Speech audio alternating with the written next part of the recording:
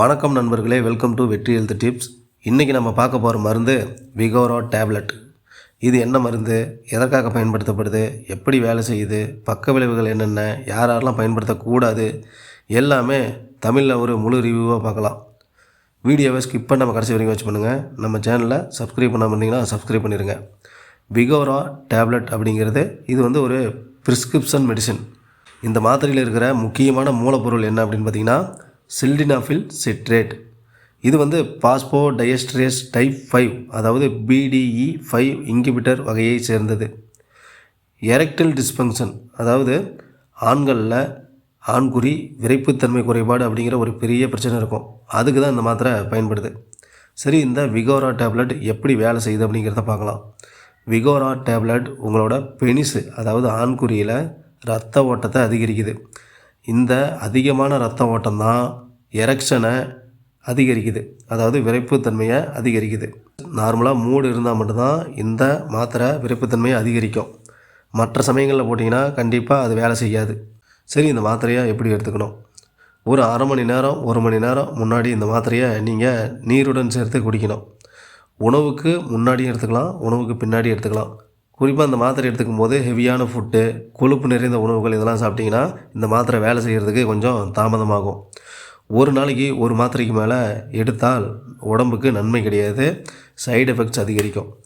இந்த மாத்திரையில் பார்த்திங்கன்னா பல ஸ்ட்ரென்த் இருக்குது. 50 mg 100 mg அந்த மாதிரி.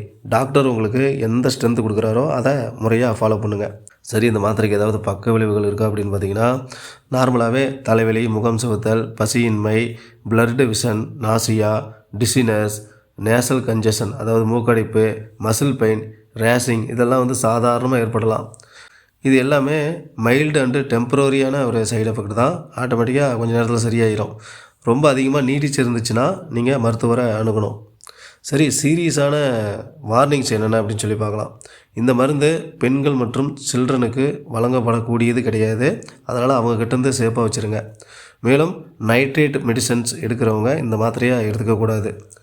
குறிப்பாக ஹார்ட் ப்ராப்ளம் இருக்கிறவங்க, ஸ்ட்ரோக் இந்த மாதிரி பிரச்சனை இருக்கிறவங்க இந்த மாத்திரையை பயன்படுத்தக்கூடாது.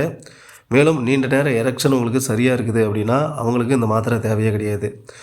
ஆல்கஹால் குடிச்சிட்டு இந்த மாத்திரையை எடுத்துக்கிட்டிங்கன்னா இந்த மாத்திரையோட பவர் குறையும். அது மட்டும் இல்லாமல் உங்களுக்கு சைடு எஃபெக்ட்ஸ் அதிகரிக்கும். குறிப்பாக இந்த மாத்திரையை டாக்டரோட பரிந்துரை இல்லாமல் நீங்கள் சுயமாக எடுத்துக்கவே கூடாது.